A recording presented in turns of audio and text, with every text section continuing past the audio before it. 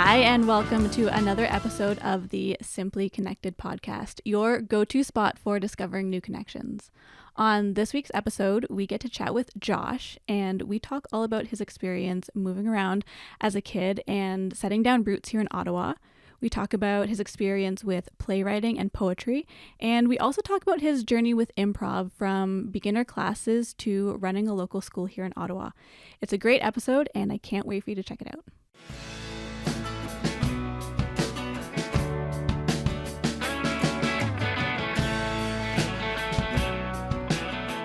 Hey, Josh. Hey. Welcome to the Simply Connected podcast. Thanks so much for joining me for an episode. I'm excited to dive in with you today. Oh, thanks so much for having me. How has your weekend been? Weekend's been all right. You know what? A little bit busy, getting in and out, lots of shoveling. Right? I feel like Ottawa, where we're at, is got hit with 2 huge snowfalls this week. Back to back, yeah. We are still digging out. Truly. My dog is a big fan of the snow. But even this is kind of too much for him. So What kind of dog do you have? a little Maltese. Okay. Kind of a white guy. Yeah. I feel like little dogs, not so much fans of the snow. No. He's surprisingly, I think he loves being outside, but I think it's also because he's also very angry. Okay. So he likes being out there to express whatever feeling he has. Yeah. And maybe it's less a love for the cold and more the fact that his body doesn't register it. Okay. Yeah. Is he a barker? Will he get out there and Huge bark at the barker. world? Huge barker. And normally he's not bad at it unless there's another dog that replies. Then it's just a whole chore. Yeah, then it's the back and forth. Back and forth. I don't know why they're so mad at each other. Yeah. Let's just be happy. Please. Be happy. Yeah. Well, thank you for making the trek through the snow to get here today. I'm excited to dive in with you. I'm excited to talk all things improv and what it is that you do. But I'm going to start with the dreaded question. I throw it at everyone because I feel like it sets the stage. And I'm going to say, tell me about yourself. Who is Josh? Yeah. So Josh is a performer person living in Ottawa. I kind of am newly sort of busy with performance stuff, which is nice. I do mostly improv comedy. I also write plays on occasion. I've staged a couple of plays at local festivals. I travel here and there to perform. I moved to Ottawa maybe about 15-ish years ago. My parents are diplomats from the Philippines. And yeah, I've just been sort of finding my footing ever since. Okay, that's cool. And you've touched on a bit of your career and what it is that you do. What do you like to do in your downtime? What kind of hobbies do you have? So improv is my downtime. Okay. It rapidly, I think, becoming less downtime and more uptime, actually. My day job, I work for the city of Ottawa. Sort of nice, classic, quiet office work. In the night, I perform improv. Do a lot of admin work for improv. I help run a local school here as well. And yeah, lots of rehearsals, lots of just hanging out doing stuff. If I had to pick a non-comedy activity, I love just exploring new restaurants. Finding fun little dishes, new places to eat. Awesome. And so when you think back to, you said you moved here about 15 years ago. When you think back to maybe younger Josh and what you were like growing up, tell me about him. Yeah. Younger Josh, honestly, had a lot to learn, a lot to go through. I think the big sort of difference that I remark on sort of nowadays is younger Josh had just a little bit of a harder time connecting with people and things and just the present. I would say sort of moving around had a little bit to do with it.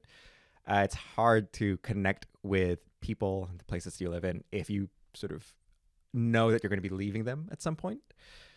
So yeah, it took a while and a lot of effort to get younger Josh sort of connecting.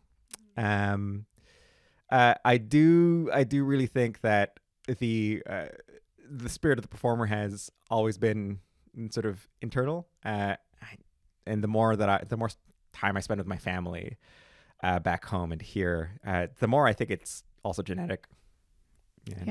Yeah. And when you think about you growing up and the places that you moved to, how do you think, well, let's go to 2 questions here. Sure. Did you have a favorite place? And how do you think moving so much impacted you as you got older? Yeah. Favorite place, I would have to say, would be Stockholm, Sweden. Lovely, sort of. It's a lovely country. It's great. I think one thing that I always think about is there was the dual impact of living in such a beautiful place and getting to know sort of a new culture and all that, and also going through puberty at the same time. Lots of development stuff to get through. Mm-hmm. And all the classic sort of, my favorite realization is kind of high school is high school everywhere. Everybody has pretty much roughly the same sort of angst and romance, drama, and all that. It's just in a different language, which can be fun on its own. I think I would say the biggest impact of moving around has been you gain a lot of respect for, I think, just the circumstance of having to adapt to new things. It is truly a skill on its own, and being able to accept that you are moving to a new place and finding ways to make things easier for you to adapt, I think has been sort of the biggest impact, I would say. Mm-hmm. And how would you say growing up and perhaps moving to all these places and starting at new schools and whatnot, how would you say you learned to build connections and meet new people? How would you go your first day in a new school? How would you connect? Yeah. It's funny. I think I'm trying to think how early on this was. It's quite easy to get into the habit of just going like, I know I'm going to move. I know I'm leaving. So I'm not even going to try to make friends. But as soon as you sort of enter a new space, you're in high school, you're immediately kind of hit by this sense of, if I don't make connections with people here, it's going to be miserable. I think for me, the strategy was always to sort of to give yourself a lot of time. In my head, I was about to be like, yeah, you just sort of get up there and talk to the first person, whatever. I'm not built that way. It is a lot of sort of biding your time for me, being observant of your surroundings, sort of watching people. And I think once you find somebody you want to click with, then sort of employing those skills of reaching out, saying hi. A little bit scarier, I think, when you're younger, and everybody looks different, and everybody speaks a different language, and you're like, great, I don't know what to do here.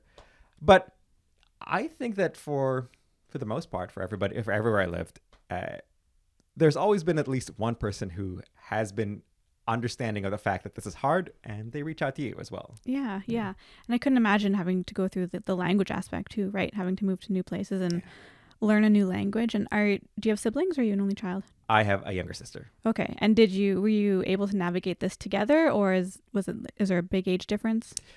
No, I would say we're pretty close in age, 3 years. So okay. Yeah, she was definitely and still is a big part of why I was able to get through all those changes. Yeah. It's nice to kind of have that built-in friend, right? Like that sibling who's going through it, who kind of gets it. Yeah.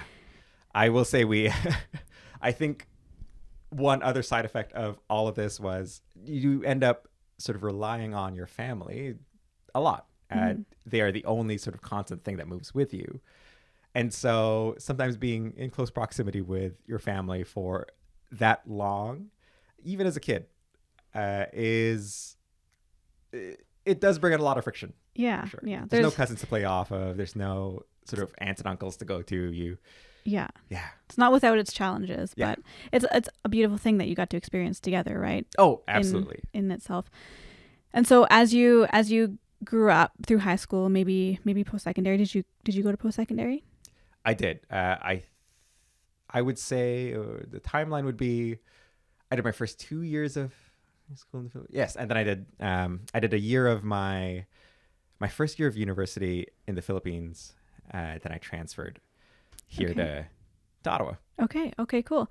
And how would you say that journey was for you? Like how did you see yourself changing from perhaps moving from the Philippines when you had that first year of study to then landing in Ottawa and perhaps setting down some roots? Yes, absolutely. The one thing I often sort of think about with that transition is the first year of university in the Philippines, especially, is a lot like an extended year of high school. At least the university that I went to, Animo LaSalle. You spend your first year sort of with the same group of people. You all take the same sort of basic classes, and then you're free to go and take your specializations and stuff. The big hurdle to change, I think, when I moved to Ottawa was I was starting my second year. Didn't have a chance to do all the frosh stuff. Your very first year, meet people. So it's kind of like going from being part of this like unit in university where you were very taken care of to great, you're a free agent, go hang out. Also, good luck learning a different education style and sort of meeting people who either like Ottawa is also very, I would say, especially for universities, a bit of a transitional city. People come to university here. They might not always stay. And so having that environment where it's not just you who's moved here, it's everybody else. And but everybody else has already made their connections in the first year and you weren't here for that.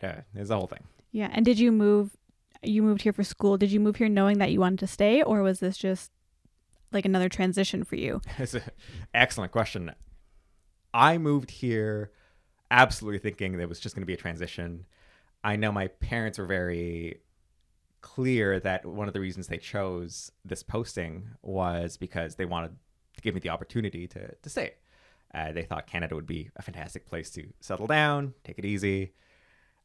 In my head, I got here and immediately was like, I'm never going to be here. I'm never going to stay here.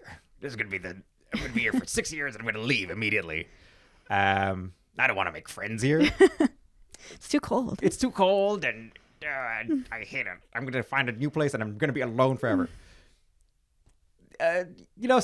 Some things you think about when you're 18 and then they're wrong. So yeah. And so what was there like a moment or a person or something that kind of made that switch for you that you wanted to stay, or what was that connection piece that you're like, maybe it's not so bad to stay? I think that connection piece happened definitely after all the schooling. All the schooling was full of like, I hate this. But it was maybe my second year out of university after the master's and all that. There was this moment I remember walking around Ottawa and just sort of around the neighborhood where I was in at the time, Golden Triangle, I guess. And on this walk, I think I just sort of realized that for like literally every moment of the walk, I had a little memory attached to each place that I passed by. I'm like, great, Colonnade Pizza. I went there with my first boyfriend who was visiting from out of town, and so on. So it was just, I think, realizing that despite my sort of attitude towards Ottawa, you end up just building memories and roots. I think that the feeling of having roots, I think, was the thing that really started to turn things around for me. Okay. And I feel like too, like to the point of like setting down roots, it's nice that when you start to kind of really embrace a place, you can start to walk around and you have memories in these pockets and things that you've done with friends and family and partners and things like that. And you're like, okay, like maybe this really is turning into a home for me after having moved around so often. Oh, absolutely. I think the entire process of moving around is pretty much just kind of nearly establishing roots and then tearing them up. So having those moments where you kind of not only realize you have the roots, but also realize that you don't have to sort of pull them up right away. You can just like really settle in. That element of safety, it's certainty, security, was a huge game changer. I actually didn't know how to deal with it for quite a while. It was so unfamiliar. Yeah. And so when you essentially like set down those roots and you started to deal with it and started to call Ottawa and this place home, knowing that you were building that foundation for yourself here, how did you go about, I'm sure you made friends and connections through your schooling and work and whatnot. How did you go about then being like, okay, I'm staying. I haven't had to maintain long-term relationships. What did that look like for you? How did you go about nurturing these new friendships and things like that? Oh, yeah. Such an involved process. I think I would say the whole one part of the journey is all bureaucratic, logistical, actually getting permanent residence and your work permit, and that was difficult in and of itself, and not a super interesting story. But the actual sort of like emotional part of it, I think definitely a huge internal component where you're like, great, I actually have to, there's something inside me that has to change a little bit to accept the fact that I am going to be in this place that I actually really like, and I am going to be with people that I want to cultivate relationships with. This huge switch from this mindset of I'm going to try to not make connections because you know what, it hurts when they leave, when I leave. So let's just not bother. To great, I actually have to make an effort now to maintain these relationships and keep them in my life. I would say was kind of the biggest switch. And so, yeah, just actually believing that people want to spend time with you, that they want to sort of cultivate those connections, asking to hang out, sharing problems with people. It's such a huge thing. I feel like you'd like, especially not just sort of the moving, but also culturally, not super used to opening up about those problems. But like it's in that sort of sharing of this is what my life is like, this is what I'm thinking about right now, that you actually develop those connections with people. Yeah, and I feel like that's where you allow those connections to go a little bit deeper too, right? Like you're showing that more vulnerable side of you and that people can connect with on that deeper level, right? I feel like sometimes we get so caught up in the connections of, say, like a workplace connection where it's not necessarily surface, but you don't talk about kind of like the bigger things that are going on. So when you do allow yourself to perhaps go there and maybe get a little more vulnerable or emotional or real with the people that are now a part of your life, you're like, okay, like these are my people. Absolutely. And you want to show up for them as you, but also want to be there for them to support them as them. Yes, absolutely. These relationships, your connections with people only exist because you put something into them. It's funny. This is a thing that I've been thinking a lot about in terms of playwriting. I recently wrote a play for a local festival, the Fresh Meat Festival. And one thing that I sort of realized as I was writing this was personally as a person who makes things, and I think as a person who just exists, one of the things I really like dealing with when I write is the theme of connection. So a lot of this play had to do with not only like relating a story, but also creating an actual connection between the people on stage and the audience. All we do as people is kind of take part in each other's lives. And I don't know, I can't imagine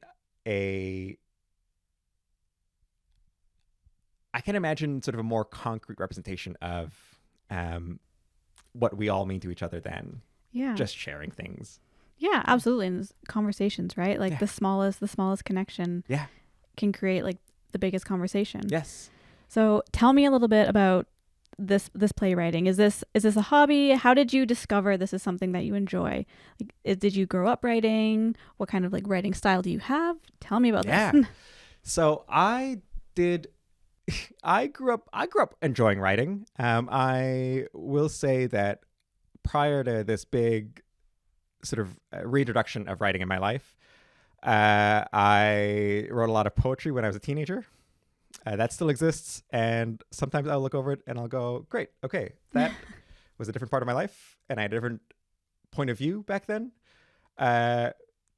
So put that back in the sort of notebook where it belongs. In terms of sort of this recent stint of writing, I really started, especially with these plays, I would say around 2023, again, in large part thanks to the lots of local opportunities. So I mentioned the Fresh Meat Festival. It is a festival that's dedicated to showcasing new ideas. Essentially, their submission process is you submit an idea. If it sounds like a cool idea, they give you about a month to write it, and you get 20 minutes to essentially show the world like a first draft of what you created. That's cool. Yeah, like having like those spaces where you can experiment and try things, even though you aren't an established like playwright or writer or performer. Super helpful. So seeking out those spaces, I think, was a big sort of help in getting into playwriting. I would say my writing style is a lot informed by sort of my improv experience, and also a lot of the experience that we've already talked about. One of the big things I like to do is establish a lot of connection with the audience. So there's I don't really care so much about the fourth wall, lots of talking to them. I try to leave moments that are improvised because I think that's kind of fun, for one. And number two, it's I think there's a certain magic to realizing that there's a part of this thing that you're watching right now that only you get to experience in this moment. Yeah. Absolutely. And before we shift gears into your improv, would you say script writing is kind of where mainly you see like your writing going? Or, and you touched on poetry and writing that when you were younger, is that something you like to bring back into what you're doing? Or where do you see yourself going perhaps in this realm? I think about writing more poetry. I am worried that because I haven't practiced poetry, I'm worried that I will write something and it'll feel like what I wrote when I was a teenager, which feels like, again, I don't want to keep judging my teenage self, but man, wow, he was dramatic. So poetry, maybe I'm less excited about. I have been really excited about writing more plays. I think my next sort of big goal in terms of writing is to take these shows that I've developed for these experimental stages and actually turn them into longer length productions. Okay, cool. So expanding beyond the 20 minutes. Yeah. It'll be fun. And does your writing stem, you mentioned a little bit, it does stem from experiences, but when you have these kind of opportunities or these one-offs where you can pitch an idea, where do you draw that inspiration from? Like, do you base these ideas off of scenarios you've been in or interactions with people, or where do you find that? Yeah.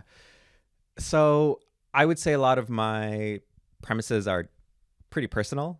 I think it's easier to write what you know. And also I find that taking that element of sort of my personal life and restructuring it sort of in a way that feels like surprising and fun is fun. So the very first thing I wrote was a solo sketch review, sort of 30 minutes-ish of sketches by myself, drawing from different premises that, from the experiences that I've sort of come across.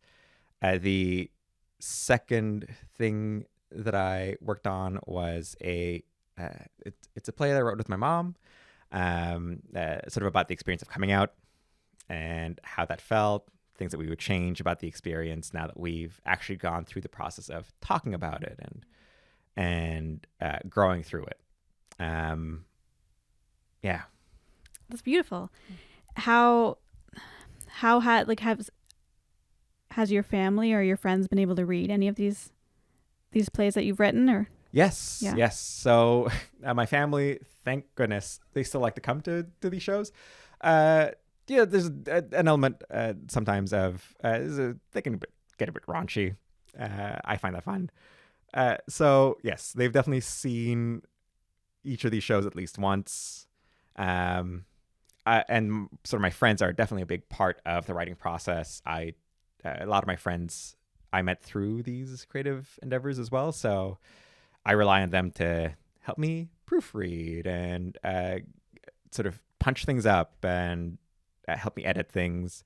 So yes, absolutely. If I'm writing something, it's going through family because I find them deeply funny. It's going through friends. And I love the fact that at the end of the process, a lot of hands have touched the final product. And that makes me feel good that it's been a community thing. Yeah, it's like a collective. Yeah. And I'm curious to know or to get your opinion on, and maybe you have, maybe you haven't, how do you think AI has changed our nature for writing? We've talked about it in a couple episodes about how you can use AI to generate like journaling prompts or your ideal day or things like that. Have you experimented with things like AI and ChatGPT for idea generators or helping with your writing? And if you have, do you see it as a pro or a con? Great question. I have dabbled with AI here and there. It's not something that I've sort of worked into my toolbox quite yet. I will say, in terms of the professional writing, my day job stuff, honestly, it's been a little bit helpful. It's nice to kind of have a tool that helps you cut down on all the chaff that you need to get through to actually start like writing something. In that regard, it feels like a really helpful tool. In terms of helping generate ideas and sort of more the creative stuff, I personally haven't found a lot of use for it. For creative stuff specifically. So if like I'm writing something like a sketch or something, I don't think going to an AI platform is something I'm necessarily doing as a first step. I will say it has been helpful for things like applying to a festival, and the festival needs you to make a bio, and maybe it needs to be a certain length long. So having this thing where you can go like, great, here's something I wrote like a year ago. Can you just add these little details in and also make it 50 words? It'd be great. That's been super helpful. Mm-hmm. That's been great. I do think, and it was fun just having a conversation about this earlier today. I've played around with kind of asking AI to generate some more creative prompts and stuff. I don't necessarily feel that as of now, it has encroached upon the realm of like human ingenuity and sort of originality. It's probably going to get there at some point the more we feed it. Yeah, I would say, I think the last thought I have on this is I have a friend I've been talking to recently, and he, I know, has been finding it super helpful in terms of exactly as mentioned, just journaling and sort of having another sort of tool to sort of toss ideas back to you. So yeah, I personally feel like, given the right circumstances, it's helpful and I would use it. I wouldn't use it to replace, I think, my own writing process, which is deeply personal and maybe not particularly suited to the use of AI. Yeah. I feel like, to your point, there's pros and cons, right? And I feel like it's a tool that we're all trying to get familiar with and how it works and how we want to use it in our everyday life. Yeah. And to your point of using it at work, I mean, it's helped me cut down on responding to emails when I'm just like, I have no idea what to say back to this person. So I'm like, okay, ChatGPT, how do I respond to this? Yeah, please. Yeah, just like I I the answer is yes, but also can you add just a couple more Yeah. words? Can you to fluff the this end up of a little Can I bit for fluff me, it up? please? Yeah. Yeah. Yeah. For your writing, deeply personal, is there someone in your life maybe that is a known connection, or someone that you perhaps look up to in the playwriting or film or TV industry, or not, that has helped kind of inspire you or motivate you to keep going? Oh yeah, absolutely.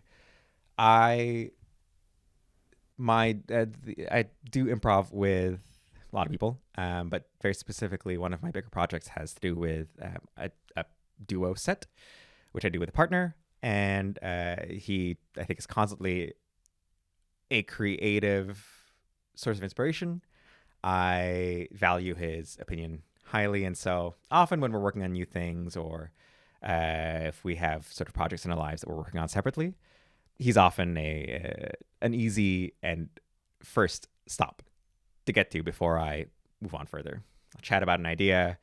We'll just have fun chatting about it. We'll punch it up maybe, or we'll explore different avenues. And having that person be sort of a sounding board is always a great first step for me. Yeah. And how did you find improv, or did improv find you? Yeah. Kind of both, I guess. So at the end of my very first year at my job at City Hall, I had sort of realized that my days were pretty much looking like wake up, walk to work, go to work, have lunch, leave work, make dinner, go to sleep, repeat. And there was a point after a year of doing just that where I was like, I need to do something other than this. So I did a little bit of thinking, sort of had always been interested in acting, lots of Google research, take an acting class or do an improv class, I think was the general advice that you get when you are first looking into acting. And so I flipped a coin, picked improv. And I think right at the very first class, I remember just sort of feeling this sense of like, oh, this is really fun and I want to keep doing this. And here I am, still doing it. Yeah. Oh, that's so cool. What was it? So you flipped the coin. Yeah. What was it that made you want to stick with it? Oh, easy answer. And I think one thing that you sort of experience, and this is true, I believe, of every intro class, because I've taught a few now, is you take your first intro class, and a good intro teacher, their job is to essentially just help you regain or reconnect with the sense of play. And I remember sort of being in those first few classes, just having the time of my life, just like having pure fun without thinking about, oh, do I look stupid? Do I need to be funnier? Is this going to help my career? Like just having pure fun in this environment that is encouraging of that, and then having that be an actual sort of mainstay of that activity. I think that's what hooked me. Yeah. And so how long have you been doing it now? Ooh, I would say I took my first intro class maybe like 6-7 years ago. So it's been about 6 or 7 years. Okay. Yeah. And how would you say, I feel like this is probably a big question, but how would you say your style has changed from maybe those very first few classes to where you're at now? Wow. Yeah. This is something I think about quite often. And I think it's helpful as somebody who now teaches improv to think about what it was like in the beginning versus now. And one thing I often think about in this reflection process is every sort of level up of skill that you experience when you're learning something new changes the way you play. So the very first time you take an intro class, you have no idea what you're doing. So you're kind of just there to have fun. There's nothing kind of technical or sort of performance based about it. You're just there to play games. And you move from that to sort of maybe more advanced classes, more stage time. and each time you move up, you're learning maybe different rules or different best practices for how to be on stage and how to approach the practice of making things up on the spot. And so for a very long time, I would say my performance style was a lot of just trying to remember what those rules were and execute them, which sounds really antithetical to the spirit of improv, and it really is. So yeah, I would say it, but you kind of also have to go through that in order to learn the skill. So from, I think, this rather like stiff rules-based approach, I'm going to try these characters here, and I'm going to try this here. My current style, I think, is a lot more free-flowing. It's about just sort of really being as present as you can in the moment, which I think sounds like 99% of improv, which is probably all you need to do. I also consider myself a very physical player, so I'm running around. I like to make silly faces and voices, and I like to do roles on stage. And if you ever get to watch me, it's probably going to be a lot of actually not a lot of talking and mostly a lot of doing stuff. Okay, cool. And I'm curious your sense on this, because I feel like improv, to my knowledge, is a lot of like feeding off each other if you're working with a partner. How has listening played a part in your improv? It's truly like 95% listening. There's often a sense, I think, when you start learning improv that you kind of have to be witty and funny and you got to come up with stuff on the spot. And there's kind of, that's a little bit true, for sure. But I find the skill that has been most honed and that's most useful is just being able to sit or stand or just do something with a partner, listen to what they say, really, really really absorb it, and then say something. If you aren't able to kind of listen to what your partner's saying, if you're thinking ahead to this funny line that you want to do, or if you're wondering whether the audience is enjoying this, or if you are worrying about sort of whether or not it'll be difficult to get home after the show. If you aren't listening to whatever's happening in the moment, it becomes 100 times harder to actually say the next thing. Yeah. Yeah. The 99% of saying the next thing is just listening to what was just said to you. And so when you're up there improving, listening, do you have a story that you look back on and you're like, whew, maybe that didn't work out the way it was, or you're just like, maybe I should have done that? Like, do you have a good story that you're like, this is my go-to that I share with people? Oh, yeah, absolutely. So this happened actually just last year. Okay. Fresh one. I like it. So fresh. And in fact, we still talk about it because it was maybe the hardest I've ever bombed anywhere. And so this is with the duo partner I was talking about. His name is Win. Win and I were at the beginning of our journey trying to, not at the beginning of our improv journey. We had been performing together for about a year at this point. And we wanted to start doing stuff outside of Ottawa. So we reached out to some connections. We managed to get onto a show in Toronto. Lovely. Super fun. We head down there and we bomb immediately. The hardest we ever have in our entire lives. And there was this moment I remember sort of being on stage where typically I play with Win, and there's really like zero effort to playing with him. It's just sort of we like playing with each other. We know we have a sense of how things are going, and there's not a lot of things going on. I remember being on stage maybe like halfway through this 12-minute set and just sort of like feeling my entire body tense up. And immediately I'm in that space where I'm like, great, what are we doing right now? How do I make this funnier? How do I connect with the audience? Whatever. Like, I'm so nervous. Win looks like he's so stiff. And all these thoughts are flooding in. And immediately we aren't listening to each other. We're completely off base. And yeah, right after we finish that set, we go for a long, long walk.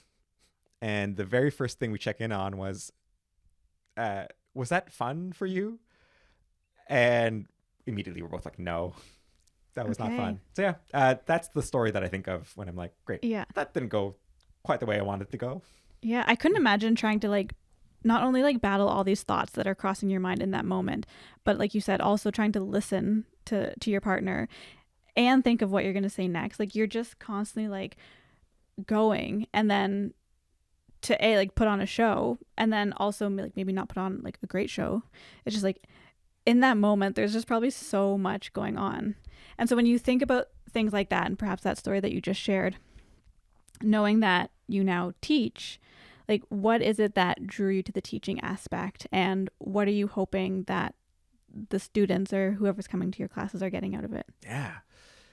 So I will say that I think I kind of fell into teaching a little bit. The person who was running our local school at the time sort of suggested that I do it. And I'd say that only to note that, like, at first I was like, whatever, I'll teach. It seems like a fun thing to do, I guess, and it'll be a little bit of extra money and all that. But I remember teaching my very first intro class and seeing people from all walks of life have the exact same feeling that I got when I started my intro class, when I took my first improv class, which was just that sense of, oh, I'm actually just able to play here. I'm going to smile. I'm going to have fun. That's all I'm here to do.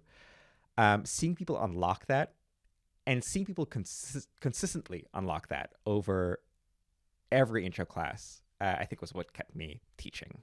And then, so we have our intro classes, which are great for unlocking all of that stuff and introducing improv to your life and seeing how it changes you. We have our more performance-based classes as well. And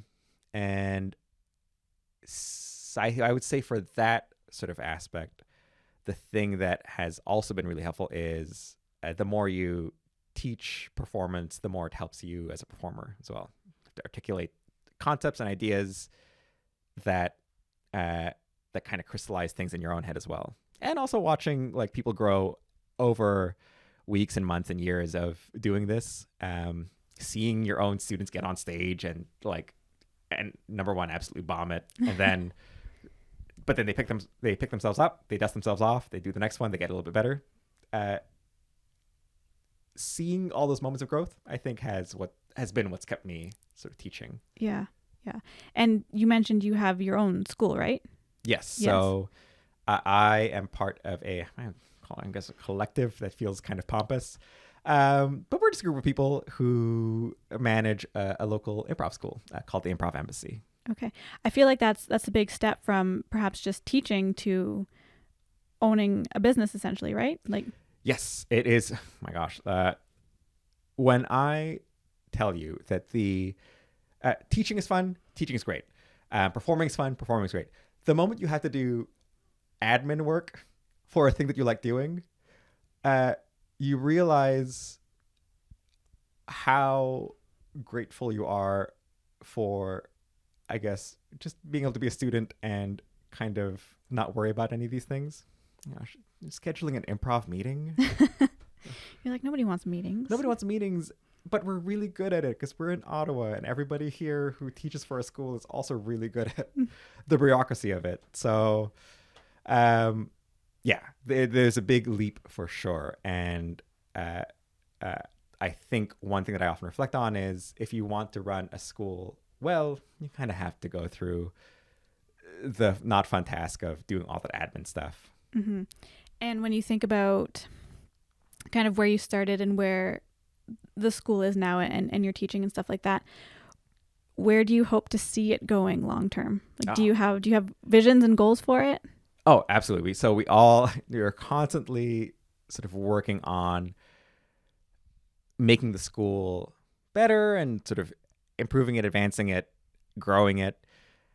Currently, we are at the point where we've kind of gotten our feet under us, coming out of hiatus from lockdown and rebuilding things and getting people interested in our programming again. Yeah, at some point, I think just continuing to create opportunities for students to get more stage time and get people actually like performing and contributing to the art of improv in Ottawa would be fantastic. I know one other big priority for me personally, and not just with the school, is to get more people of color doing comedy and improv. There's, I think, often a rightly deserved sort of view that improv is kind of a fairly white-centric space, which is true. Doesn't always have to be. And so coming up with ways for our institution to manage that need and space is a big long-term goal. Yeah, absolutely. And so what would you say to maybe someone who knows of improv or is completely new to it, who's considering it, but hasn't taken that leap yet? What would you say to them to get them to tip that? Yeah. I would say, number one, it's changed my life massively for the better. And I think even if I had just taken that one intro class and had never done it again, it would have had a profound impact. There is something about, if you are a person who is just finding yourself the same way I was, kind of day in, day out, doing the exact same thing, maybe feeling a little bit stuck and stifled and in a bit of a rut, giving yourself the gift of a class that kind of lets you play and have fun and rediscover the world in a way that prioritizes you and your freedom and just like you being able to connect. It's well worth it. And our job as improv teachers is to make sure that you don't feel scared or nervous while you're doing it.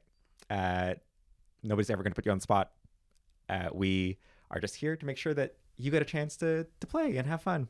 Yeah. I love that you keep coming back to the word play, because I think that's so important, right? Especially too, as we grow up, we tend to sometimes lose that sense of play.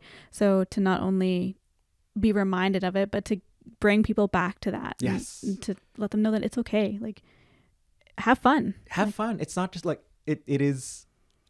No, I don't think anybody ever goes like, great, I'm an adult now, I'm not going to stop playing. But the world kind of leads you that way. Mm-hmm. And so people reconnecting with the fact that play isn't just for kids, it's for adults. It's a huge thing. Yeah.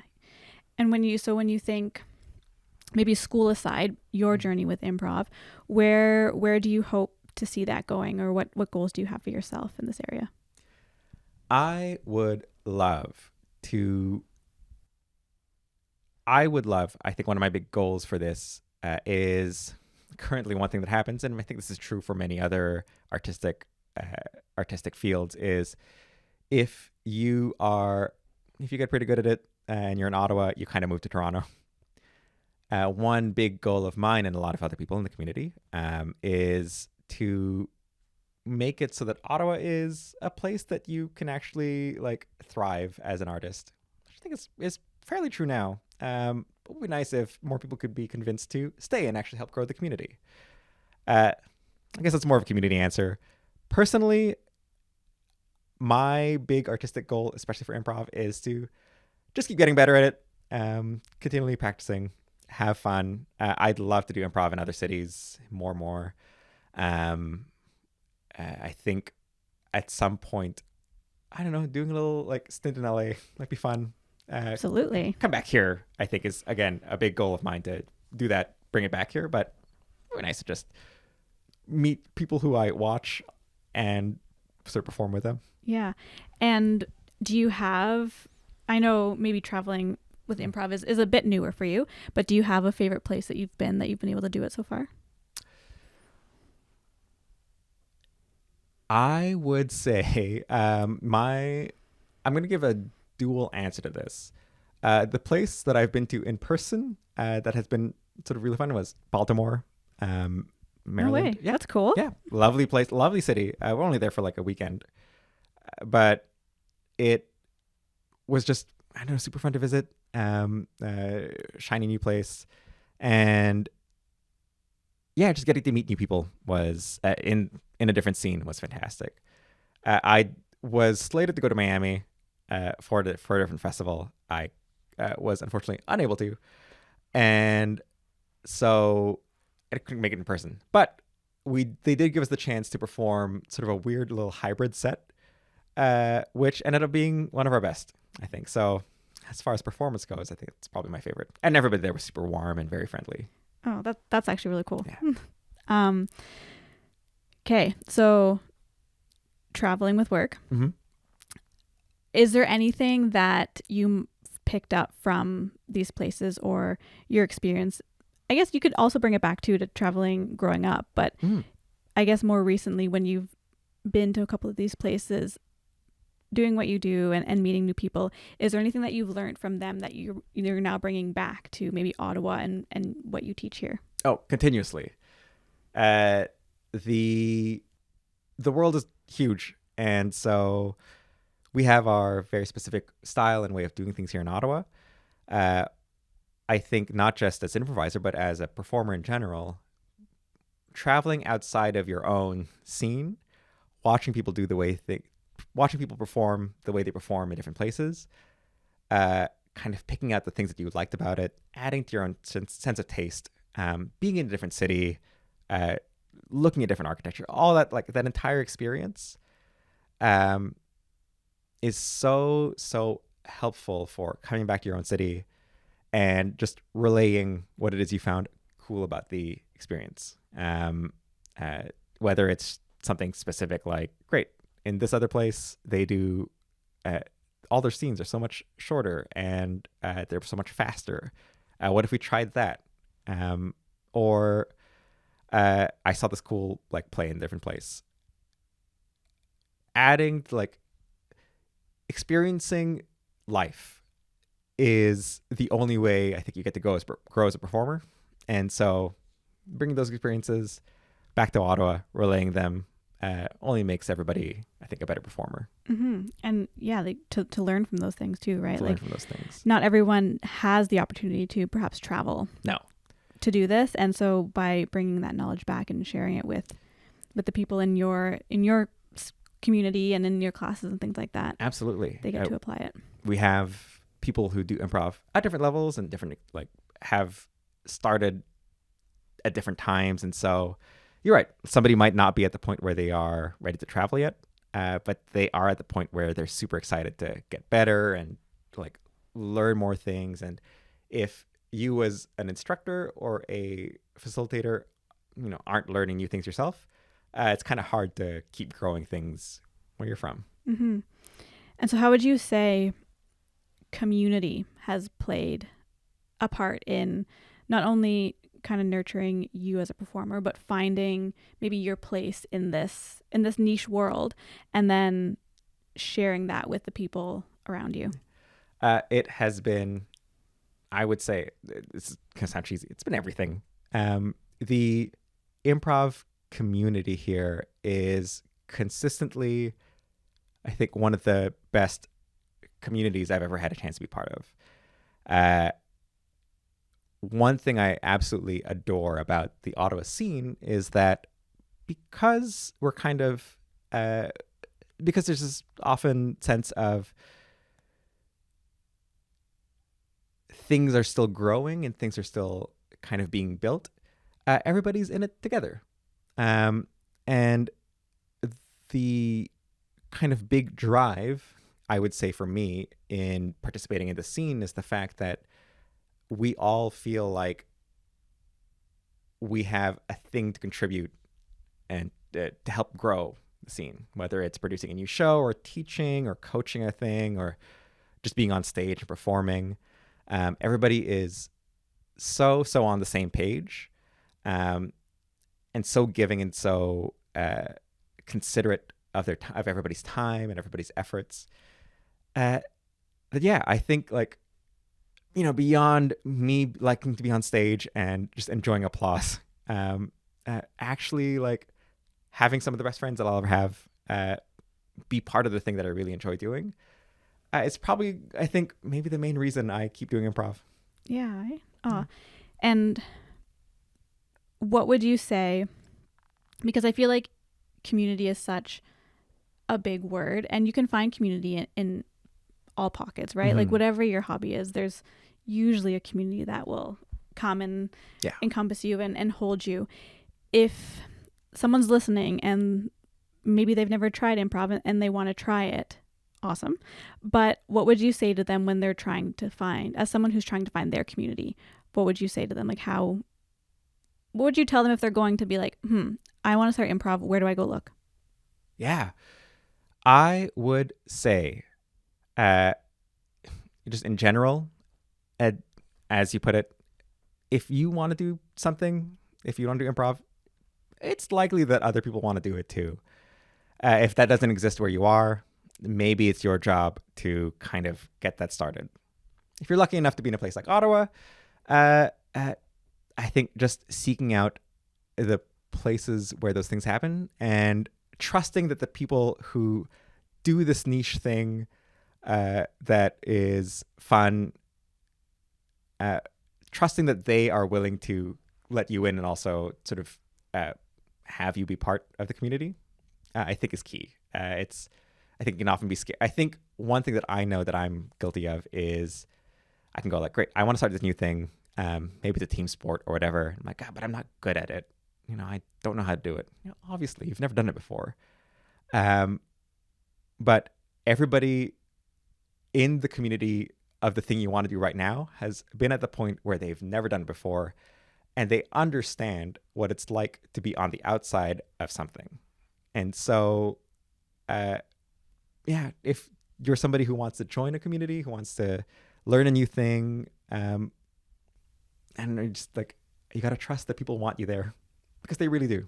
Yeah. Oh, I love that you said that. And I think too, we're so quick to judge ourselves when we go into something brand new. And to your point, like, we all start somewhere, right? And if you do have a curiosity or something you want to try, sometimes you just got to take that leap and trust that there will be people on the other side to catch you and bring you along. And there's been so many things in my life that I've tried that I look back on and I'm like, had it not been for those people, like, carrying me and guiding me and sharing their tips and knowledge and ideas, maybe I wouldn't have continued. But there's always people there who are going to help you and push you forward. And that's absolutely true. And people who want to do it because they want. The only way that any of this ever happens and keeps growing is if we get more people interested in new things. Exactly. All right. A couple rapid fire questions for you. Go for it. I feel like they're always fun. Let's start with favorite food. Sushi. 100%. That was quick answer. You knew it. I, again, had this. It's so uncanny. I had this exact same conversation earlier today, and sushi, absolutely desert island food. Okay. So dinner tonight, sushi. Oh, yeah. Easy. Awesome. Favorite movie? Ooh, Everything Everywhere All at Once. Okay. Newer, yeah. It used to be The Matrix, and then I changed it. Okay. I think, was that movie up for the Oscars last year, the year before? Yes, it won an Oscar. Okay.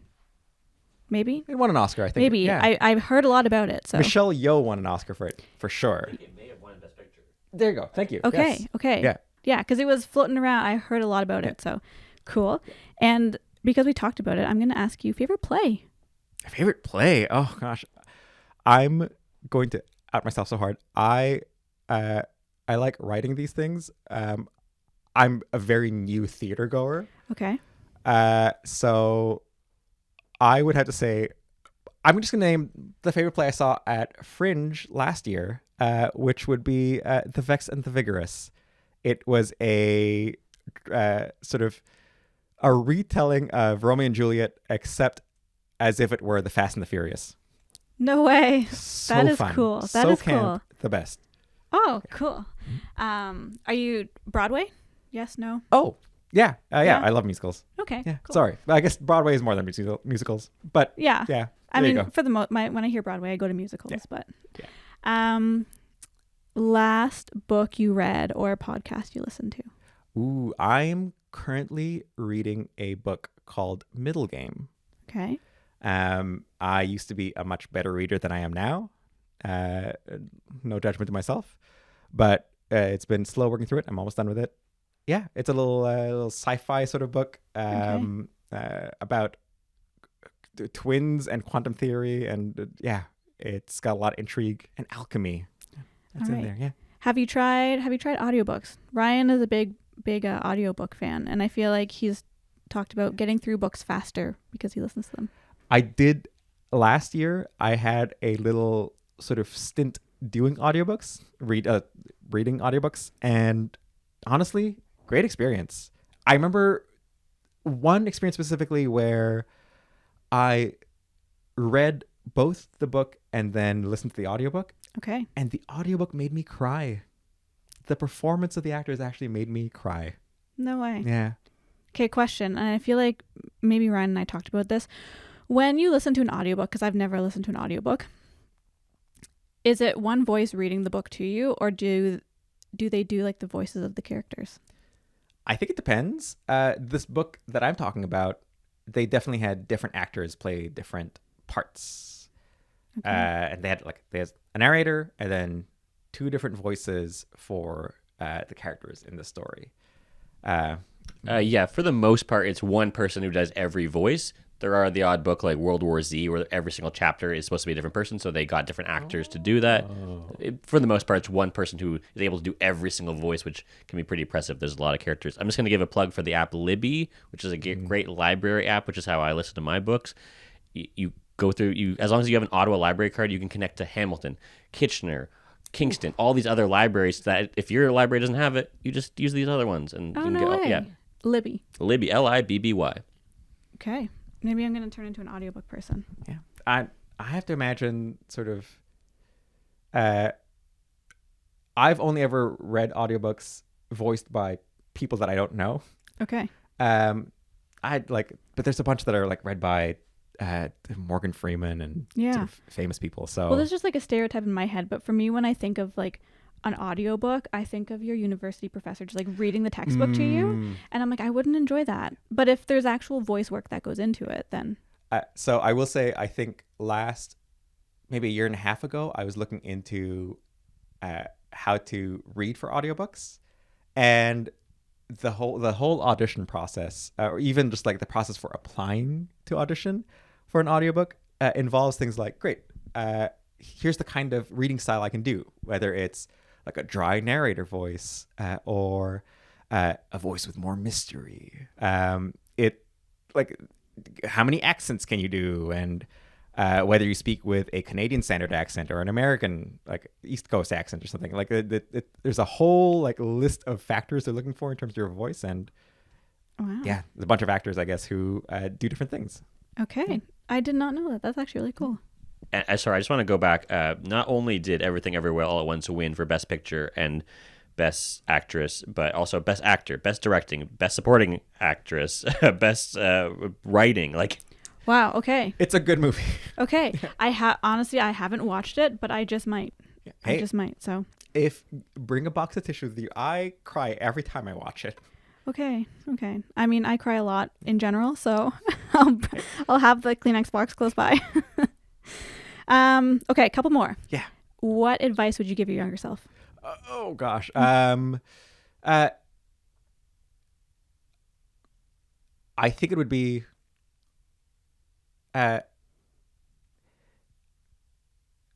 enjoy the moment. Yeah. I like it. We're always so preoccupied with what's next. Yeah. It's important to be in the moment. Be now. Be here. What or who inspires you? My mom. Yeah. Yeah, she's pretty badass. She's currently the ambassador of the Philippines to Cambodia. Wow. And just like for her entire life, both my parents, but sort of my mom has really like consistently modeled how to be not only a decent person, but also one that thrives and excels and like has great respect for where they are in the world. Oh, yeah. I love that. And if you could have dinner with one person, living or dead, who would you pick?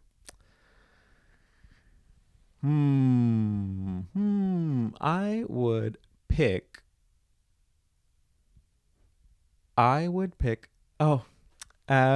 So my family is related to the Philippines national hero. I'm I believe his like great grand nephew, maybe, or something like that. Like, Okay. so probably Dr. Jose Rizal, that guy. His most famous quote is goes something along the lines of like, anybody who can't speak their own mother tongue is worse than a smelly fish. My Tagalog is not great, so I would just like to really sit down and clarify how he feels about that today, knowing that sort of things are different. Yeah. Oh, I feel like that would be a really interesting meal to have. I really hope he does it in English. Okay, and last question. Around here, we have the Simply Connected playlist. So a playlist we like to add songs to every now and again, and then we always ask our guests what they're listening to. So if you could add a song or two to the Simply Connected playlist for our listeners to check out, what songs would you want to add? Ooh, I'm going to go see Japanese Breakfast in Toronto in May. And so I've been re-listening to her Jubilee album recently.